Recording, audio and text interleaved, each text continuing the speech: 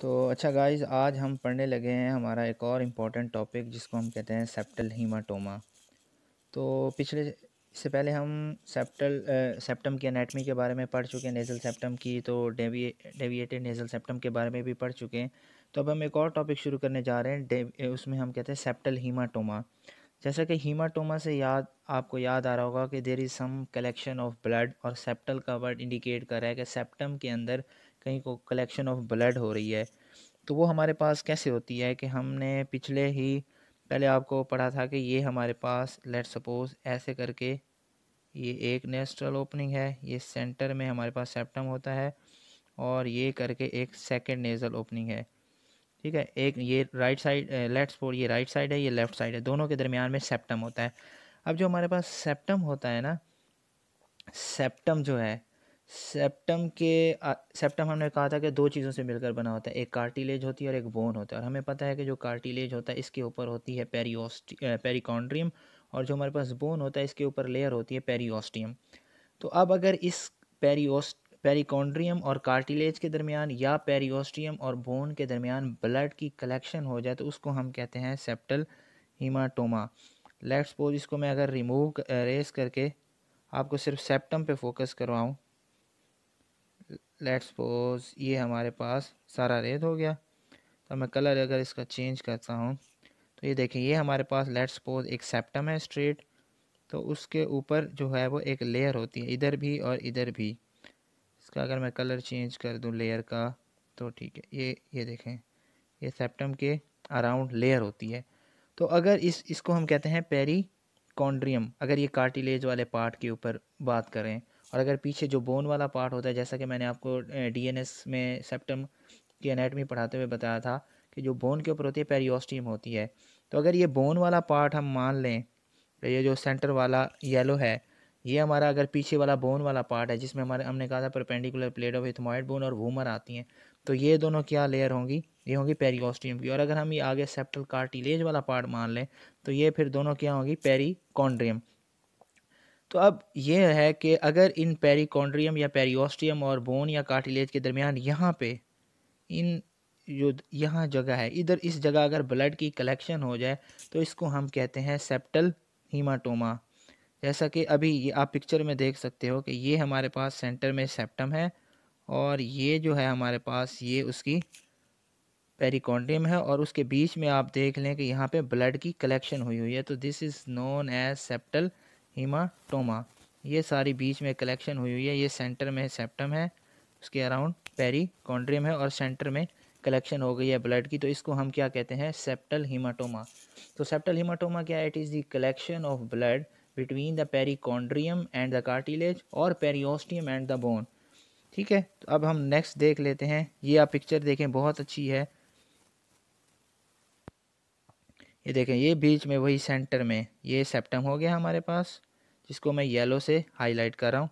अब मैं colour change करके आपको बताता हूँ इनकी पेरियोस्टियम क्या है। ये देखें एक, और ये पेरिकॉन्ड्रियम हो गई, सॉरी, क्योंकि ये सेप्टल कार्टिलेज है ना सेंटर वाला, तो ये पेरिकॉन्ड्रियम हो गई।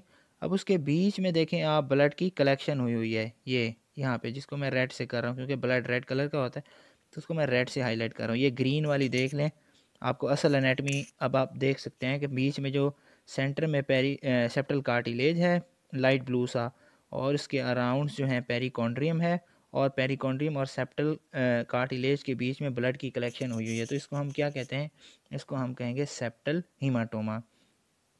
तो अब सेप्टल हीमाटोमा क्यों बनता है, इसके काजेज़ क्या है। दो ही इंपॉर्टेंट काजेज़ हैं, ये आपसे वो पेपर में पूछ सकते हैं, what are the causes of septal haematoma, या वो सिनेरियो जो देते हैं ना। अभी इसके एंड में, इस वीडियो के एंड में हम कुछ सिनेरियो करेंगे जो यूएचएस के पास पेपर्स में आए हुए हैं, तो उनमें आपको डायग्नोसिस में हेल्प करने के लिए वो हिस्ट्री देगा कि या इसको ट्रॉमा हुआ है कोई, तो वो ट्रॉमा कैसे हो सकता है बंदे को। अब ये देख लें, अब ये बॉक्सर है, उसके नाक पर वो मुक्का लग रहा है, तो बाहर से जब भी ट्रॉमा होता है तो अंदर इंजरी होगी, ब्लड वेसल कोई रप्चर हो जाएगी, तो जिसके नतीजे में क्या होगा कि सेप्टल कार्टिलेज और पेरिकॉन्ड्रियम के दरमियान ब्लड की कलेक्शन हो जाएगी, सेप्टल हीमाटोमा बन जाएगा। ये देखें, ये क्या कर रहे हैं, ये सर्जन्स है, तो ये जब भी सेप्टम की कोई सर्जरी करते हैं तो उससे भी ट्रॉमा होगा, तो उसके नतीजे में क्या होगा, ट्रॉमा हो सकता है, ज़रूरी नहीं है होगा, लेकिन ये तो डिपेंड करता है उसकी स्किल्स कैसी हैं या कॉम्प्लिकेशन कोई सर्जरी में हुई है या नहीं, लेकिन जो है वो चांसेस तो मौजूद रहते हैं। तो ये सर्जरी के नतीजे में हो सकता है। पीछे आपने देखा, ये देखें ट्रॉमा, अगर बाहर से कोई इंजरी हुई बॉक्सिंग वगैरह में या इस तरह, वो आपको बता सकता है सिनेरियो में कि कोई बॉक्सर है आपके पास जो आया है इन इन कंप्लेंट्स के साथ, वो हम देखेंगे आगे कौन सी कंप्लेन है। तो इन शॉर्ट आपको ट्रॉमा याद रखना है कि सेप्टल हीमाटोमा का काज क्या है, सेप्टल हीमाटोमा का काज क्या है, ट्रॉमा।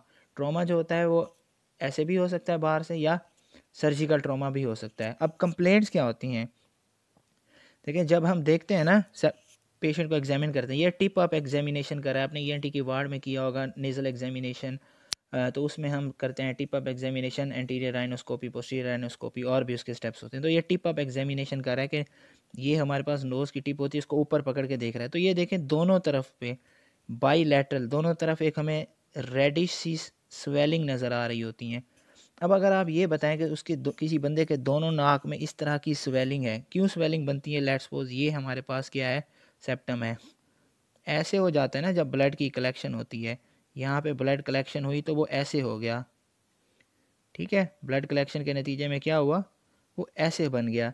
तो अब क्या हो गया कि दोनों साइड पे एक स्वेलिंग बन गई। अगर आप मुझे बताएं कि किसी बंदे के नाक में दोनों तरफ ऐसी स्वेलिंग हो तो उसको क्या होगी, उसको नेज़ल ऑब्स्ट्रक्शन होगी ना, रुकावट होगी, क्योंकि बीच में जब स्वेलिंग आ जाएगी तो स्पेस कम हो जाएगी नेज़ल कैविटी की दोनों तरफ पे, तो इसीलिए इसको बाईलैटरल नेज़ल ऑब्स्ट्रक्शन होती है। इस तरह ये आपको बता रहा हूँ, इसमें इस तरफ भी स्वेलिंग है, इस तरफ नेज़ल ऑब्स्ट्रक्शन होगी, इस तरफ भी नेज़ल ऑब्स्ट्रक्शन होगी। तो पहले क्या की बाईलैटरल नेज़ल ऑब्स्ट्रक्शन।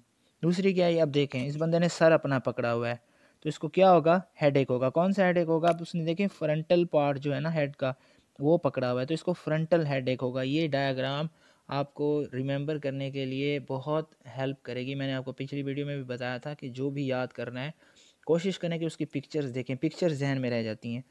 तो पीछे देख लें ये बाईलैटरल नेज़ल ऑब्स्ट्रक्शन, इसमें देख लें फ्रंटल हेडेक, और ये देखें उसने ब्रिज ऑफ नोज को पकड़ा हुआ है और उस पर देखें आपको रेड रेड सा साइन इंडिकेट कर रहा है कि इसको यहाँ पे प्रेशर है, इसको पेन है। तो ब्रिज ऑफ नोज पे उसको प्रेशर फील होता है। Frontal headache, bilateral nasal obstruction, frontal headache और ब्रिज ऑफ नोज पे पेन, ठीक है। और ट्रॉमा इसकी काज है, सर्जिकल भी हो सकता है, दूसरा भी हो सकता है। अब इसके साइंस क्या है, जब हम हमारे पास पेशेंट आता है, वो हमें हिस्ट्री दी होगी सिनेरियो में कि एक पेशेंट आया उसको ट्रॉमा हुआ था, उसके बाद उसको बाईलैटरल नेज़ल ऑब्स्ट्रक्शन हो गई है, बाईलैटरल नेज़ल ऑब्स्ट्रक्शन हो गई है, और दूसरा उसको क्या है कि हेडेक हो रहा है, उसको नेज़ल ब्रिज पे पेन फील हो रहा है। तो हमने एग्जामिनेशन किया, एग्जामिनेशन पे हमें ये फाइंडिंग मिली हैं, तो सवाल पूछेगा व्हाट इज़ योर डायग्नोसिस। तो अब जो आगे हम पढ़ेंगे ना सेप्टल एब्सेस, सेप्टल एब्सेस की भी आलमोस्ट सिमिलर प्रेजेंटेशन होती है, लेकिन उसमें चूंकि एब्सेस से इन्फेक्शन होता है उसमें एडिशनल फीवर होता है, ठीक है। अगर आपको फीवर दे वो सिनेरियो में फिर वो सेप्टल एब्सेस की तरफ चला जाएगा, लेकिन अगर फीवर नहीं देता फिर वो सेप्टल हीमाटोमा होता है, क्योंकि दोनों की प्रेजेंटेशन सिमिलर है। वहाँ हम फीवर की बेस पे डिफ्रेंशिएट करते हैं और साइंस की बेस पे। तो अब साइंस आपको यहाँ पे क्या नज़र आ रहा है, अब देखें तो उसने दोनों उसके नोस्ट्रल खोले, दोनों तरफ आपको एक रेडिश और स्मूथ स्वेलिंग नज़र आ रही है। इस नोज़ में भी देखें आपको ये नज़र आ रही है, और इसमें भी देखें ये आपको रेडिश स्वेलिंग नज़र आ रही है दोनों नोस्ट्रल्स के अंदर। तो जब आप उसकी टिप अप एग्जामिनेशन करते हैं या एंटीरियर राइनोस्कोपी करते हैं तो आपको दोनों नोस्ट्रल्स के अंदर स्मूथ सी रेडिश स्वेलिंग नज़र आती हैं। और फिर हम उनको जब पालपेट करके देखते हैं तो हमें पता चलता है कि ये जो है ये सॉफ्ट है और फ्लक्चुएंट है। फ्लक्चुएंट का मतलब ये है कि वो मूव कर सकती है, ऐसे नहीं है कि कोई हार्ड सी स्वेलिंग है।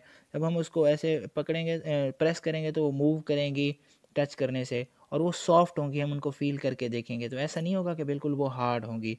तो ये हमारे पास साइंस हो गए, उसके बाद कंप्लेंट्स हो गई, सिम्टम हो गए, साइंस हो गए। अब हमें पता चल गया कि ये जो है सेप्टल हीमाटोमा का केस है। तो अब हम इसकी ट्रीटमेंट क्या करते हैं। ट्रीटमेंट में अगर तो वो सेप्टल हीमाटोमा जो है वो छोटा है, ज़्यादा बड़ा नहीं है, तो हम क्या करेंगे, हम एक नीडल लेंगे और जितना भी एस्पायर कर लेंगे। लेट्स सपोज ये एक सेप्टल हीमाटोमा था, ठीक है, और ये छोटा था, तो मैं क्या करूँगा, मैं एक नीडल लूँगा, इसके अंदर ऐसे जाके और सारा वहाँ से जो ब्लड है वो ड्रेन कर लूँगा एक नीडल के ज़रिए। इसको हम नीडल एस्पायरेशन कहते हैं। तो पहला जो है ट्रीटमेंट का है वो है पहला ट्रीटमेंट का स्टेप याद रखना है कि अगर सेप्टल हीमाटोमा छोटा है तो हम क्या करेंगे, हम नीडल एस्पायरेशन करेंगे। लेकिन अगर सेप्टल हीमाटोमा बड़ा है, नीडल एस्पायरेशन से काम नहीं होने वाला, देन हम उसकी इंसिजन एंड ड्रेनेज करेंगे। जैसा कि आपको याद देख रहे हैं, ये स्कैल्पल है और ये हमारे पास सेप्टल हीमाटोमा बना हुआ है। तो ये देख लें, ये उसके ज़रिए हम इंसिजन लगा रहे हैं और इंसिजन के बाद सारा वहाँ से ड्रेन कर लेते हैं। तो incision and drainage second step है। जब हम इंसिजन एंड ड्रेनेज कर लेंगे या नीडल एस्पायरेशन करें, नीडल एस्पायरेशन में तो छोटा सा होता है ना ओपनिंग, एक नीडल जितनी, लेकिन इसमें तो हम इंसिजन ले रहे हैं, इसमें बड़ी ओपनिंग बनेगी। तो हम फिर क्या करेंगे, वहाँ से ब्लीडिंग को रोकने के लिए हम एक काम करते हैं, वो हम क्या करते हैं, हम नेज़ल पैकिंग कर देते हैं। जैसा कि आपको यहाँ इसमें नज़र आ रहा है, ये देखें, ये सारी नेज़ल पैकिंग है। अंदर हमने गॉज टाइप होता है वो रख दिया अंदर, ताकि वहाँ से ब्लीडिंग ना हो, प्रेशर की वजह से ब्लीडिंग रुक जाए, क्योंकि हमने कट लगाया हुआ है।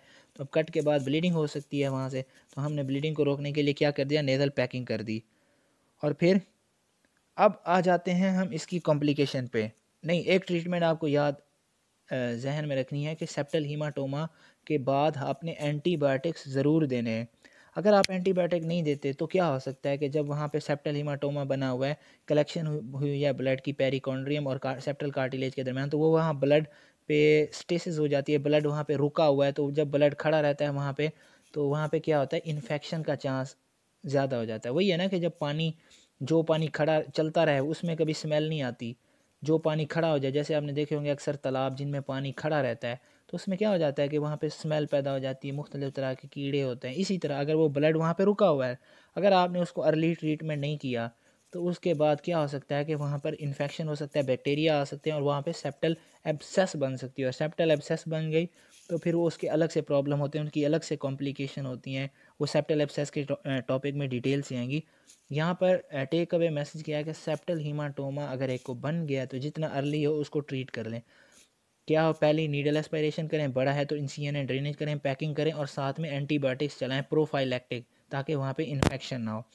कॉम्प्लिकेशन क्या हो सकती है, एक बंदे को दोनों नाक में ऐसी स्वेलिंग बनी हुई है तो उसको कॉम्प्लिकेशन क्या हो सकती है, उसको मेजर कॉम्प्लिकेशन तो यही हो सकती है, एक तो कि बाईलैटरल नेज़ल ऑब्स्ट्रक्शन, तो बंदे का नाक ही बंद रह रहा है, नाक बंद रह रहा है, तो ये एक उसको ऑब्स्ट्रक्शन हो सकती है, नेज़ल ऑब्स्ट्रक्शन। दूसरी उसको क्या कॉम्प्लिकेशन हो सकती है, दूसरी उसको सैडल नोज डिफॉर्मिटी होती है। सैडल नोज डिफॉर्मिटी का क्या मतलब है, अब लेट्स सपोज को यहाँ पे समझाता हूँ। ये हमारे पास सेप्टम था, आपको पता है कि जो कार्टिलेज है उसकी अपनी ब्लड सप्लाई नहीं होती, वो अपनी न्यूट्रिशन लेता है इसके ऊपर जो लेयर होती है पेरिकॉन्ड्रियम, वहाँ से।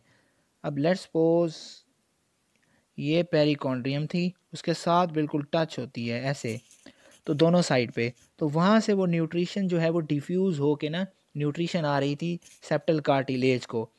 तो अब हमारे पास क्या हो गया है, अब यहाँ देखें आप कि ये सेंटर में सेप्टम है, ये पेरिकॉन्ड्रियम इतनी दूर हो गई है, ये पेरिकॉन्ड्रियम इतनी दूर हो गई है, और बीच में क्या हो गया है, यहाँ पे सारी ब्लड की कलेक्शन हो गई है, ब्लड की कलेक्शन हो गई है। अब जब ब्लड की कलेक्शन हो गई है तो इस ब्लड की कलेक्शन ने क्या किया, सेप्टल कार्टिलेज को पेरिकॉन्ड्रियम से दूर कर दिया। तो अब पहले जो पेरिकॉन्ड्रियम से न्यूट्रिशन उसको डिफ्यूज़ होके आ रही थी, अब वो नहीं आएगी क्योंकि वो दूर हो गई। जब उसको नहीं आएगी तो बीच में जो हमारा कार्टिलेज है उसका इस्कीमिया होगा, उसकी नेक्रोसिस होगी, और जब उसकी नेक्रोसिस होगी तो कार्टिलेज ने हमारे इस नेज़ल ब्रिज को सपोर्ट किया होता है, जो हमारा कार्टिलेज है उसने नेज़ल ब्रिज को सपोर्ट किया होता है, हमारा नोज़ ऐसे सीधा होता है ऐसे। तो अब जब ये है ब्रिज ऑफ नोज़, ये वाली, अगर इसको सपोर्ट नहीं मिलेगी क्योंकि कार्टिलेज की नेक्रोसिस हो गई, तो वहाँ पे वो डिप्रेस हो जाएगा और यहाँ पे आप देखें आपको एक डिप सी नज़र आ रही है, इसको हम कहेंगे सैडल नोज़ डिफॉर्मिटी। तो पहले क्या है, बायलैटरल नेज़ल ऑब्स्ट्रक्शन होती है, दूसरी क्या है हमारे पास सैडल नोज़ डिफॉर्मिटी हो सकती है उससे, और फिर अगर वहाँ पे इन्फेक्शन हो जाए तो सेप्टल एब्सेस बन सकती है, और अगर सेप्टल एब्सेस बन जाए तो फिर उसकी अलग से कॉम्प्लिकेशन है, मैं आपको आगे बताता हूँ। ये देखें कॉम्प्लिकेशन क्या हो सकती हैं, दो कॉम्प्लिकेशन, एक तो सेप्टल इस्कीमिक नेक्रोसिस हो सकता है, नेज़ल ऑब्स्ट्रक्शन मैंने आपको बताया, सैडल नोज़ डिफॉर्मिटी, या सेप्टल एब्सेस बन सकती है। सेप्टल एब्सेस बने तो फिर उसकी अलग से कॉम्प्लिकेशन है, ये सेप्टल एब्सेस के टॉपिक में आएंगी। अब यहाँ पर एक बात यह है कि अगर हमारे पास सिनेरियो में सेप्टल एब्सेस का सिनेरियो हो और वो सिर्फ कॉम्प्लिकेशन पूछे तो हम फिर कौन सी लिखेंगे, हम सेप्टल एब्सेस की कॉम्प्लिकेशन लिखेंगे। लेकिन अगर वो सेप्टल हीमाटोमा की कॉम्प्लिकेशन पूछता है फिर हम सारी कॉम्प्लिकेशन लिखेंगे, सेप्टल हीमाटोमा इंडिपेंडेंट वाली भी और फिर जो उससे एब्सेस बनती है और एब्सेस की कॉम्प्लिकेशन भी दोनों लिखेंगे। तो यहाँ पर हमारा टॉपिक ख़त्म होता है। अब पास पेपर में ना कुछ सिनेरियो दिए हुए जो हम सॉल्व कर लेते हैं ताकि हमारी प्रैक्टिस भी साथ साथ हो जाए। अब वो हमें क्या कह रहा है, 7 years old boy,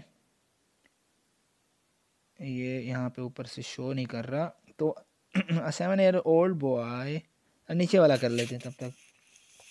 A 5 years old boy was hit on a nose by a fellow child, यानी एक 5 साल का बेबी है जिसको उसके बच्चे दोस्त ने नोज़ पे कुछ मारा है, ठीक है। तो ट्रॉमा की हिस्ट्री आ गई, मैंने आपको बताया था कि जब भी सिनेरियो आएगा ट्रॉमा की हिस्ट्री ज़रूर होगी। He develop total blockage of nose within an hour when he was brought to the ENT surgeon, कि दोनों उसको टोटल नेजल ऑब्स्ट्रक्शन हो गई है, ठीक है, दोनों तरफ की। देयर इज़ नो एपिस्टेक्सिस, कोई ब्लड बाहर नहीं आया। What is the diagnosis and management. अब आप क्या हो सकते हैं, मैंने आपको बताया था कि ट्रॉमा की हिस्ट्री होगी, दूसरा नेजल ऑब्स्ट्रक्शन की हिस्ट्री देगा, तीसरा उसमें देखो फीवर की हिस्ट्री है या नहीं है। अगर तो फीवर की हिस्ट्री है तो फिर वो सेप्टल एब्सेस की तरफ चला जाता है, अगर फीवर की हिस्ट्री नहीं है तो फिर वो सेप्टल हीमाटोमा की तरफ रहता है, ठीक है। तो अब यहाँ पे देखो कोई फीवर की हिस्ट्री नहीं है इसलिए ये सेप्टल हीमाटोमा का केस है। अब उसके पूछ रहे हैं what is the diagnosis septal haematoma. Management आपको मैंने बताया, अगर स्मॉल है तो नीडल एस्पायरेशन, लार्ज है तो फिर इंसिजन एंड ड्रेनेज करेंगे, उसके बाद हम क्या करेंगे, नेजल पैकिंग करेंगे और फिर फाइनली हम एंटीबायोटिक्स चलाएंगे। ऊपर है, a 7 year old boy fell down while playing and due to injury on the nose followed by epistaxis. कह रहा है कि 7 साल का बच्चा था, खेल रहा था, उसको इंजरी हुई, गिरा है, वहाँ से नोज पे इंजरी हुई और वहाँ से ब्लीडिंग हो रही थी, एपिस्टेक्सिस। अच्छा, epistaxis stop after a few minutes with cold water application, ठीक है, कोल्ड वाटर एप्लीकेशन दी, एपिसेक्सिस रुक गए। 2 hours later he started complaining of nasal blockage, ये देखें नेजल ब्लॉकेज आ गई, ठीक है। The ENT surgeon notice bilateral smooth reddish swelling related to the nasal septum और स्वेलिंग इज फ्लक्चुएंट। यहाँ पर उसने साइन बता दिया, मैंने आपको बताया था कि आपको बाईलैटरल रेडिश स्वेलिंग मिलती हैं दोनों नॉस्ट्रिल में जो कि सॉफ्ट होती हैं और फ्लक्चुएंट होती हैं। तो वो वही चीज़, यही साइन आपको सेप्टल एब्सेस में भी मिलेंगे। तो फिर आप डिफ्रेंशिएट कैसे करेंगे सेप्टल एब्सेस में, उसमें फ़ीवर की हिस्ट्री देगा। यहाँ आप देखें कोई फीवर की हिस्ट्री नहीं है और एक्यूट हिस्ट्री है। देखिए सेप्टल एब्सेस कब होती है, जब इन्फेक्शन हो, इन्फेक्शन होने में कुछ टाइम लगता है। तो आपको हिस्ट्री में बताएगा कि इसको 10 दिन पहले ट्रॉमा हुआ था, 12 दिन पहले चोट लगी थी, अब आया है, उसको फीवर भी है साथ में। लेकिन जो सेप्टल हीमाटोमा की हिस्ट्री होगी वो एक्यूट होगी। या फिर उसने कहा कि 2 घंटे के अंदर उसको नेज़ल ब्लॉकेज हो गई है, तो एक्यूट हिस्ट्री है और साथ में कोई फीवर की हिस्ट्री भी नहीं है, इसलिए क्या है, ये सेप्टल हीमाटोमा है। तो what is most probable diagnosis septal haematoma, what is treatment, वही needle aspiration, then incision and drainage, उसके बाद हम अप्लाई कर देंगे नेजल पैकिंग और फिर एंटीबायोटिक्स चलाएंगे। What problem the child have can have if the treatment is delayed, यानी वो कॉम्प्लिकेशन का पूछ रहे हैं आप, कॉम्प्लिकेशन क्या होगी। मैंने आपको बताया कि जब सेप्टल हीमाटोमा का कॉम्प्लिकेशन का पूछे तो सेप्टल हीमाटोमा वाली भी लिखनी है, सेप्टल एब्सेस वाली भी लिखनी है। क्या हो सकती है, नेजल ऑब्स्ट्रक्शन हो सकती है, सेटल नोज डिफॉर्मिटी हो सकती है, सेप्टल एब्सेस हो सकती है और फिर सेप्टल एब्सेस की जो भी आगे कॉम्प्लिकेशन है, लाइक उसमें भी सुपराटिव डिप्रेशन है, मेनिंजाइटिस है, कैवर्नस साइनस थ्रोम्बोसिस है, जो भी आगे कॉम्प्लिकेशन उसकी आएंगी वो हम अगले टॉपिक में देखेंगे सेप्टल एब्सेस में, तो वो भी सारी इसमें लिखनी है। तो ये 2 सिनेरियो हो गया। तीसरा सिनेरियो क्या है, a 30-year-old man was hit on a face and sustain nasal trauma. तो नेजल ट्रोमा की हिस्ट्री आ गई, मैंने आपको बताया। He presented to the ENT out patient 2 days later complaining of nasal blockage आ गया and tenderness on the nasal tip. मैंने आपको बताया था एक बंदा अपनी नाक पकड़ के बैठा था और वो रेड सा साइन ऊपर आ रहा था। आपको मैं यहाँ पे दोबारा एक बार दे के चलता हूँ, ये देखें, ये नेज़ल पे उसको पेन हो रहा है, तो ये उसने अभी सिनेरियो में यही बात की है। ये देखें, he presented to the ENT patient out patient 2 days later complaining of nasal blockage and tenderness on the nasal tip, anterior rhinoscopy shows a visible swelling in both nostril. तो बाईलैटरल नेजल स्वेलिंग मिल रही है, nasal obstruction है, tenderness है, कोई fever की history नहीं है, एक्यूट है, 2 days के अंदर आया। तो क्या हो जाएगा, गिव 2 likely डायग्नोसिस। अब वो 2 likely पूछ रहा है तो क्या हो सकता है, सेप्टल एब्सेस भी इसमें लिख दो, सेप्टल हीमाटोमा भी लिख दो, दोनों हो सकती हैं, या कोई बाईलैटरल पॉलिप भी लिख सकते हैं। लेकिन इसमें सेप्टल हीमाटोमा और एब्सेस ही ज़्यादा बनता है क्योंकि इसमें नेज़ल टिप पे पेन है। How will you treat this patient, वही needle aspiration, incision, drainage, packing और फिर antibiotics, what fatal complication can arise from this condition. तो ये वही बात कर रहा है। तो ये हमारा यहाँ पर टॉपिक ख़त्म होता है। कोई भी आपको इसमें मसला हो तो आप मुझसे पूछ सकते हैं इस बारे में।